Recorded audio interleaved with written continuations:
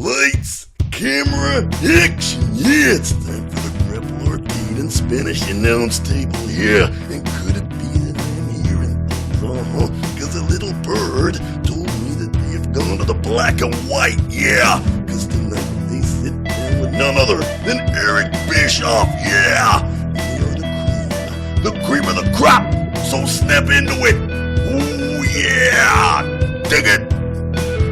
Hello ladies and gentlemen, welcome to the Spanish Announce Table, and if this is the first time you're ever hearing the show, then a very, very warm welcome to you. My name is Wayne Madden. I'm one of the hosts on the show alongside my colleagues Mark Fox of the Grapple Arcade, Neil McGeever and Christopher Welsh. We basically present a roundtable wrestling discussion show. It takes all forms about retro and right through to the modern age of wrestling, and it's on Nova Radio Northeast every Wednesday between 8 o'clock and 10, and it's live for your audio pleasure whenever we're able to be live, which is more or less every week.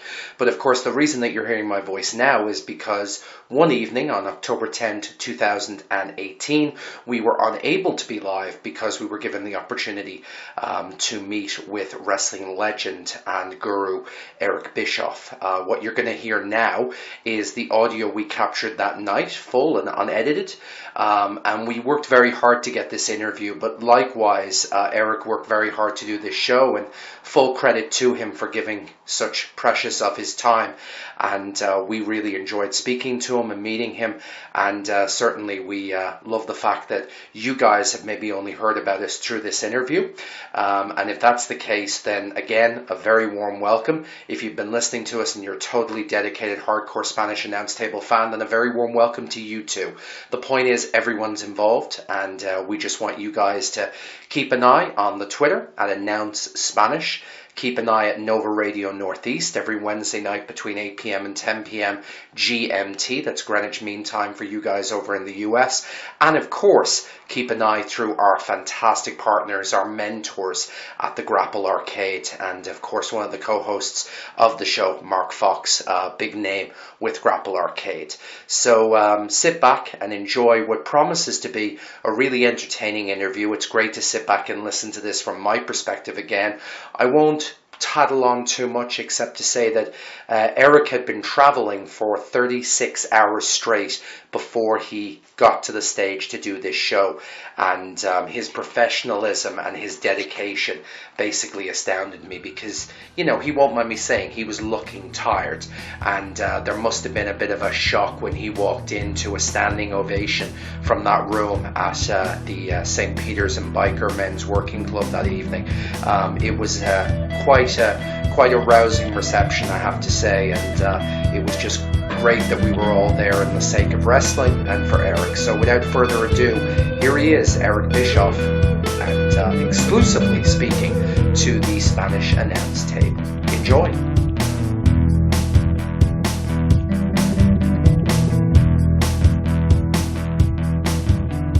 So, welcome back, Spanish Announce Table.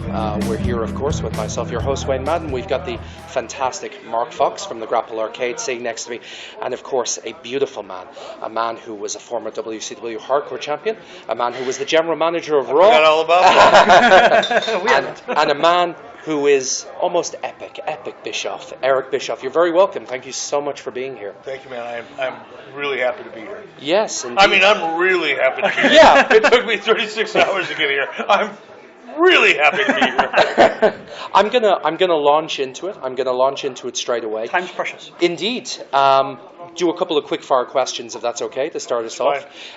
Favorite British wrestler of all time and why? Oh, Billy Robinson. Okay. Billy Robinson, yeah.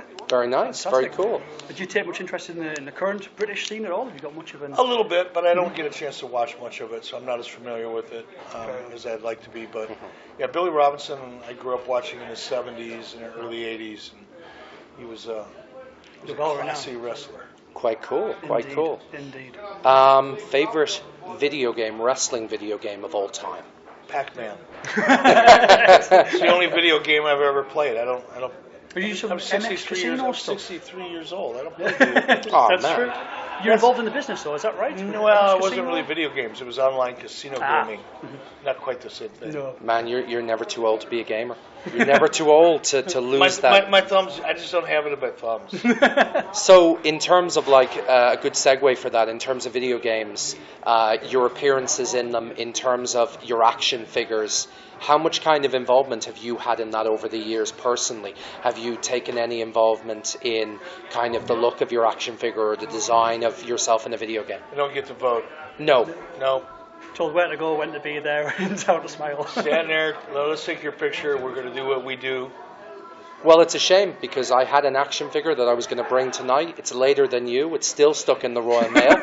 So it's later than you. And I was going to bring it and put it on the table and be like, it's uncanny. They look so alike. Or do you get weirded out when you see stuff like that? You go into stores and you see your action figure. No, I mean, it was kind of cool at first. You Yes. know? The first couple times you see it, you go, wow, that's crazy.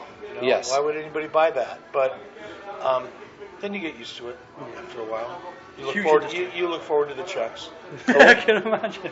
One of our other co-hosts, Neil McGeever, who can't be here this evening, he basically asked us to ask about your recent visits to North Korea, or your recent visit to North Korea, and how It wasn't that recent. It was like No. 20 years ago. Well, of course, but in terms of you being probably one of only a select few Westerners to enter the country in the last 60 years, how did you find that visit in terms of the culture that you saw, and how was that experience in general? We don't have enough time to No, do it fair justice enough. here, Sure. but it was one of the most surreal, incredible experiences I've ever had in my life. To go to another country that is so isolated, I mean really isolated. Yeah. And the population of the country is completely brainwashed, and they have been for generations. So their worldview is so different than reality that there's just no other word than surreal. Cool. Well, a final question to because I know that you're due on stage, man, and you're a popular guy. There's a lot of people up there. There's a lot of guys sitting around them for a long time. Yeah, that's it. You're obviously, as an American, very in politically to what your country is going on at the moment, civil rights and whatnot that are happening in different parts of the country. I'm just curious, as somebody myself who's always been fascinated with politics, the fact that the President of the United States is a WWE Hall of Famer, and obviously given, well, let's be fair, and given, of course, Linda McMahon's position in the US government as well at the moment, just how you feel yourself about that kind of cross-divide between WWE and politics, and what you kind of, if you have any thoughts on that. I mean, look, there's obviously a connection. Sure. You know, Linda McMahon was the former CEO, Yes. and she's now a cabinet member Yes. and heads up the Small Business Administration. Yeah. That's right. So obviously there's a connection. Donald Trump being in the WWE Hall of Fame, that's almost comical. So I don't really consider that a connection, to Okay. be honest with you. Fair enough. Vince and Donald Trump are friends. They Yeah. have been for a long time. Sure. And I think they don't really have anything to do with each other. I think what you're seeing in the United States, as well as the rest of the world, in many respects, is that people are tired of just traditional politicians. We're tired of listening to the same old politicians speak, Yeah. coming out and promising everything, delivering nothing. Nothing ever changes. Yes. And I think Donald Trump has the ability to, as rough and crude as it may sound sometimes, to go out and say what he's going to do, and then he backs it up and does it. And I think that's making him a very popular politician. Yes. Oh man, I couldn't have asked for a better answer. And thank you for taking the time to actually think about that, as opposed to telling me to just go and get lost. So I really appreciate the honesty. All right. Eric, it has been an absolute pleasure to meet you and to Thank you, speak man. to you. Thank you so much for being here on Spanish much. Announce Thank you. Table. Thank you. And thank you. All right. Back to you guys in the studio.